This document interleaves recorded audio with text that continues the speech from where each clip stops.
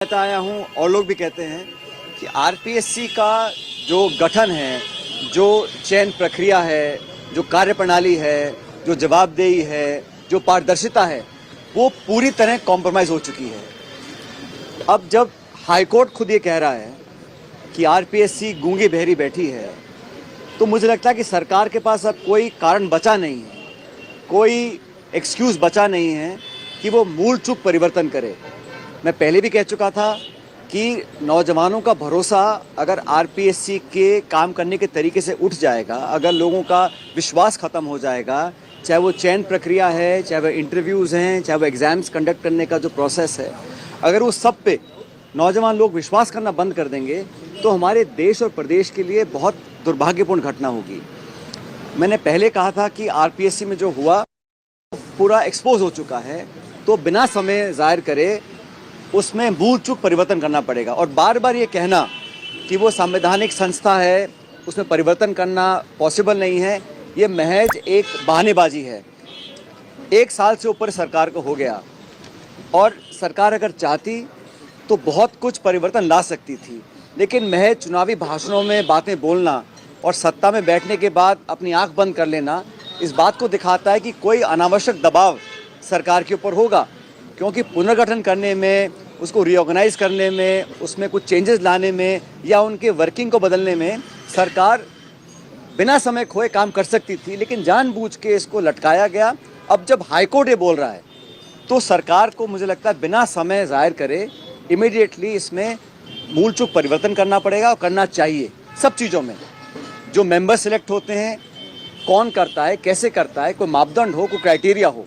सिर्फ लोगों को संतुष्ट करने के लिए वर्ग, जाति, समाज और प्रांत के अलग अलग लोगों को ऑब्लाइज करने के लिए हम नियुक्तियां करेंगे तो वो गुणवत्ता में बहुत कॉम्प्रोमाइज़ हम लोग करते हैं।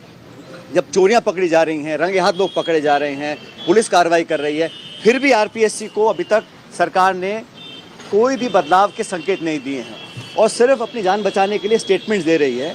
और कल का जो स्टेटमेंट हाईकोर्ट का आया है उसके बाद तो मैं समझता हूँ कोई कारण नहीं रहा कि सरकार इस पर कार्रवाई ना करे। सरकार को करना चाहिए और ये बताना चाहिए कि 14-12 महीने सरकार ने ऐसा क्यों नहीं किया। इस बात को ना सिर्फ मैं, हमारी पार्टी, प्रदेश के लोग सैकड़ों बार उठा चुके हैं। दूसरा भी सरकार के एक मंत्री हैं जिन्होंने आरोप लगाया, एक पब्लिक प्लेटफॉर्म से आरोप लगाया कि उनका फ़ोन टैप हो रहा है। किसी भी व्यक्ति की प्राइवेसी पर हनन करना कोई सरकार नहीं कर सकती है, कोई भी नागरिक हो। और जब वो नागरिक शपथ लिया हुआ सरकार का एक मंत्री हो और पब्लिक प्लेटफॉर्म से बोल रहे हों और सरकार कोई जवाब नहीं दे रही है, क्योंकि एक कलेक्टिव लीडरशिप होती है, सरकार का मंत्री सरकार का नुमाइंदा है, तो एक तरह से सरकार खुद बोल रही है और वो खुद कह रहे हैं कि मेरा फ़ोन टैप हुआ। उन पर उनका दल एक कार्रवाई करता है, वो उनका अंदरूनी मामला है। भारतीय जनता पार्टी का एक संगठन है, उस संगठन में वो किसको नोटिस देते हैं, क्या कार्रवाई करते हैं, ये उनका निजी मामला है, मैं उस पर नहीं जाना चाहता हूँ। लेकिन पब्लिक लाइफ में सरकार के एक मंत्री, जो आज भी मंत्री हैं, वो एक क्लेम करते हैं और कहते प्रमाण मेरे पास है, और सरकार कोई जवाब नहीं दे रही। सदन के अंदर सरकार को जवाब देना चाहिए। पूरा प्रदेश और पूरा देश जानना चाहता है कि एक जिम्मेदार व्यक्ति जो आपकी सरकार के मंत्री हैं, वो आरोप लगा रहे हैं कि उनके साथ उनका फ़ोन टैप हो रहा है और सरकार के पास जवाब कोई नहीं है। सिर्फ उनका संगठन कार्रवाई करके जवाब पूछ रहा है कि आपने ऐसा क्यों बोला गया। कोई आम नागरिक बोलता, कोई उनके दल का कार्यकर्ता बोलता, मैं समझ सकता हूँ, लेकिन सरकार का एक मंत्री, और ये मजाक बना रखा है। वो इस्तीफा दिए बैठे हैं, उनका इस्तीफा एक्सेप्ट नहीं हो रहा, वो कुछ स्टेटमेंट देते हैं, मंत्री होने के नाते कहते हैं मेरा फ़ोन टैप हो रहा है, तो संगठन कार्रवाई कर रहा है। फिर उनका जवाब, पता नहीं उन्होंने जवाब क्या दिया होगा, लेकिन मैं मानता हूँ ये मजाक बना हुआ है। लगभग 1 साल हो गया। किसी व्यक्ति को पार्टी में काम करने का अधिकार है, लेकिन जब वो मंत्री बन जाते हैं तो अलग जिम्मेदारी होती है। और एक कलेक्टिव लीडरशिप में every minister is speaking for the government. जो स्टेटमेंट उनका आया है उस दिन फ़ोन टैपिंग का, वो सरकार का स्टेटमेंट है। सरकार में बैठा मंत्री खुद कह रहा है मेरा फ़ोन टैप हो रहा है और सरकार मजाक बना रखा है।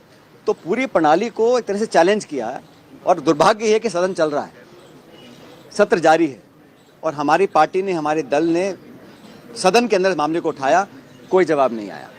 तो मुझे लगता है कि सरकार को कुछ निर्णायक कार्रवाई करनी चाहिए, सच्चाई जनता के सामने आनी चाहिए। अगर किसी सूत्र ने उनको बताया था तो डॉक्टर साहब को भी उसका सूत्र का खुलासा करना चाहिए। कौन वो लोग थे, कोई अधिकारी थे, कार्यकर्ता थे या कोई जो भी था, क्योंकि इतना आसान नहीं है। और ये फ़ोन टैपिंग का मामला मैं समझता हूँ बहुत गंभीर मामला है। इस पर सरकार को स्पष्टीकरण देना चाहिए और एक वाइट पेपर जारी करना चाहिए कि हमारे मंत्री ने ये बोला, सही था या गलत था। सिर्फ पार्टी के लेवल पर कार्रवाई करना मैं समझता हूँ पर्याप्त नहीं है। मैंने देखा कि सत्ताधारी दल के एक विधायक ने एक बड़ी गंभीर बात बोली और दुर्भाग्यवश स्वर्गीय माथुर साहब की जब सरकार थी राजस्थान में, उस समय के आरोपों पर वो अपना वर्णन कर रहे थे। बड़ा दुर्भाग्यपूर्ण है क्योंकि वो दोनों पूर्व मुख्यमंत्री दुनिया में नहीं हैं, ना तो माथुर साहब हैं ना शेखावत साहब हैं।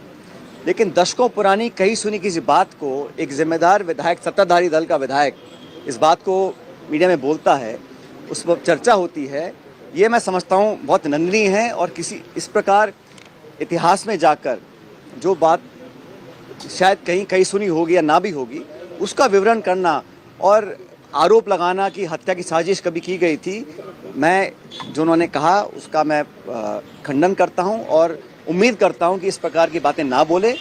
किसी भी स्वर्गीय नेता को या कांग्रेस की पिछली सरकारों को इस प्रकार दोषी बनाना बिना तथ्य के, बिना प्रमाण के, ये दिखलाता है कि आप ध्यान डिफ्लेक्ट करना चाहते हैं।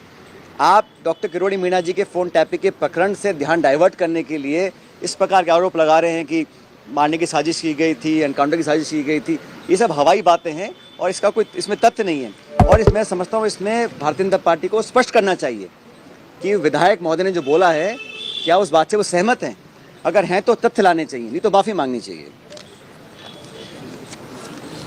अभी जो ERCP की पहली योजना थी उसका MOU साइन किया गया, वो प्रकाश में आया है और उसमें ये कहा गया कि जो पहले राजस्थान का कोटा था पानी का, सिंचाई का, उद्योग के इस्तेमाल का और पीने के पानी का, उसमें इजाफा किया गया है।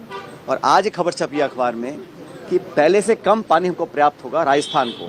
और उसमें भी आशंका ये है कि जो रिचार्ज वाटर है, जितना मध्य प्रदेश रिचार्ज करेगा वो 47 MCM है और राजस्थान में अनुमान लगाया कि 522 MCM हम रिचार्ज करेंगे। तो ये तुलनात्मक दृष्टि से इम्प्रैक्टिकल लगता है।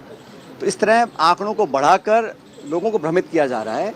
सरकार को स्पष्ट करना चाहिए सदन के अंदर कि जो MOU साइन किया था उसमें जो आपने आंकड़े दिए हैं राजस्थान के शहर के पानी के, उसकी पूर्ति कैसे करेंगे आप? कुछ इसमें जो गुणा भाग किया है वो काल्पनिक है।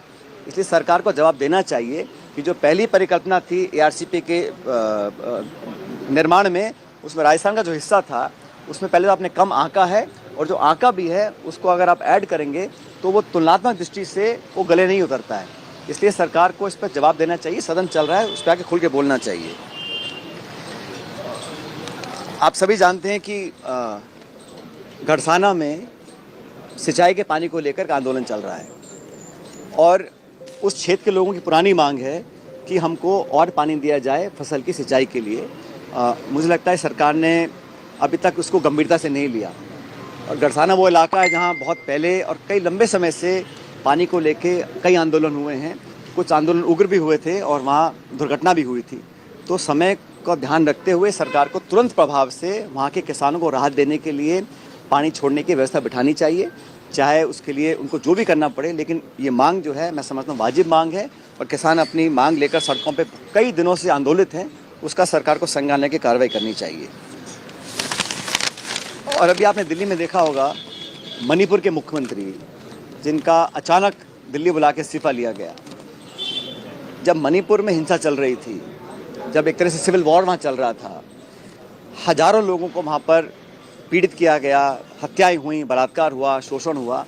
और उस समय स्थिति को संभालने के लिए अगर मुख्यमंत्री का इस्तीफा लिया जाता तो शायद वहाँ के लोगों को इतना नुकसान नहीं झेलना पड़ता। लेकिन अब जब उनकी सरकार जाने का खतरा था, नो कॉन्फिडेंस मोशन सदन में आने वाला था, तो सिर्फ सत्ता और कुर्सी बचाने के लिए उनका इस्तीफा लिया गया। हिंसा से लोगों को बचाने के लिए, बलात्कार और मौत से लोगों को बचाने के लिए उनका इस्तीफा नहीं लिया गया। तो भाजपा का जो सोच है